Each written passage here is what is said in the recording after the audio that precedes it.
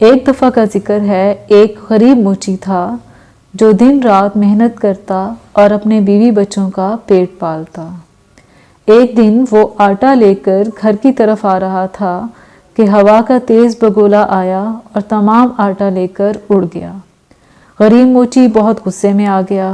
اس نے فیصلہ کیا کہ وہ بادشاہ کے پاس جائے گا اور ہوا کے بگولے کی شکایت کرے گا۔ کئی دنوں کے سفر کے بعد وہ بادشاہ کے محل میں پہنچا اور بادشاہ سے ہوا کے بگولے کی شکایت کی اور بتایا کہ کس طرح ہوا کے بگولے نے اس سے تمام آٹا چھین لیا اور اس کے بچے بھوکے رہ گئے۔ بادشاہ نے غریب موچی کو ایک جادوئی بھیڑ تحفے میں دی اور اس سے کہا کہ جب بھی تم اس بھیڑ سے کہو گے اے میری بھیڑ اپنے آپ کو ہلاؤ تو یہ تمہیں سونے کے سکے دے گی، لیکن ایک بات کا خیال رکھنا، گھر پہنچنے سے پہلے ایسا مت کرنا۔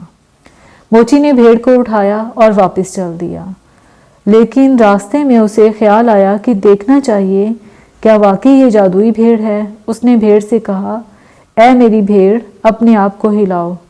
بھیڑ نے اپنے آپ کو ہلایا اور بہت سے سکے زمین پر گر گئے۔ موچی بہت خوش ہوا۔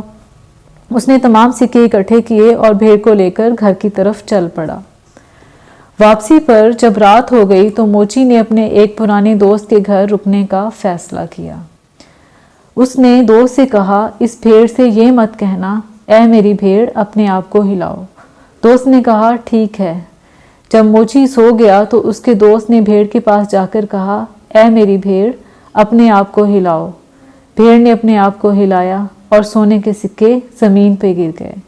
دوست بہت خوش ہوا۔ اس نے بھیڑ کو اپنی ایک اور بھیڑ سے بدل دیا۔ موچی صبح اٹھا تو اسے بالکل پتہ نہ چل سکا کہ بھیڑ تبدیل ہو چکی ہے۔ اس نے دوسری بھیڑ کو اٹھایا اور گھر چل پڑا۔ گھر پہنچ کر اس نے بھیڑ سے کہا اے میری بھیڑ اپنے آپ کو ہلاؤ۔ اس نے بار بار ایسا کہا لیکن بھیڑ پہ کوئی اثر نہ ہوا۔ بیچارہ موچی دوبارہ بادشاہ کے محل کی طرف چل پڑا۔ کئی دنوں کے سفر کے بعد وہ محل پہنچا اور بادشاہ کو شکایت کی۔ بادشاہ نے اس بار اسے ایک دسترخوان دیا اور کہا جب بھی تم اس دسترخوان سے کہو گے اے میرے دسترخوان مجھے کھانا دو تو یہ تمہیں بہترین کھانا دے گا، لیکن ایک بات کا خیال رکھنا، گھر پہنچنے سے پہلے ایسا مت کرنا۔ راستے میں موچی نے سوچا کیوں نہ دیکھوں کہ کیا واقعی یہ دسترخوان مجھے کھانا دے گا۔ اس نے دسترخوان کو کھانا پیش کرنے کا حکم دیا۔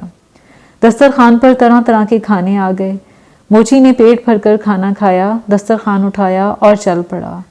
رات کو وہ اپنے اسی دوست کے گھر پہنچا اور اس سے کہا تم نے اس دسترخوان سے یہ نہیں کہنا اے میرے دسترخوان مجھے کھانا دو۔ دوست نے کہا ٹھیک ہے۔ موچی جب گہری نیند سو گیا تو اس کے دوست نے دسترخوان بچھایا اور کہا اے میرے دسترخوان مجھے کھانا دو۔ دسترخوان پہ طرح طرح کے کھانے آ گئے۔ اس کے دوست نے دسترخوان کو اپنے دسترخوان سے بدل دیا۔ صبح اٹھ کر موچی نے دسترخوان اٹھایا اور گھر کی طرف چل دیا۔ گھر پہنچ کر موچی نے جب دسترخوان کو کھانا پیش کرنے کا کہا تو دسترخوان خالی کا خالی رہا۔ موچی غصے میں دوبارہ بادشاہ کے محل کی طرف چل پڑا اور بادشاہ سے شکایت کی۔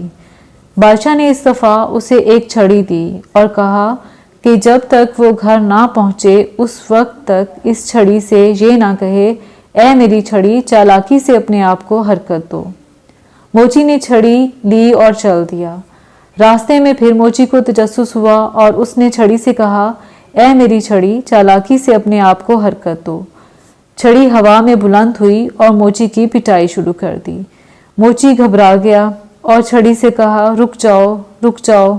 چھڑی رک گئی۔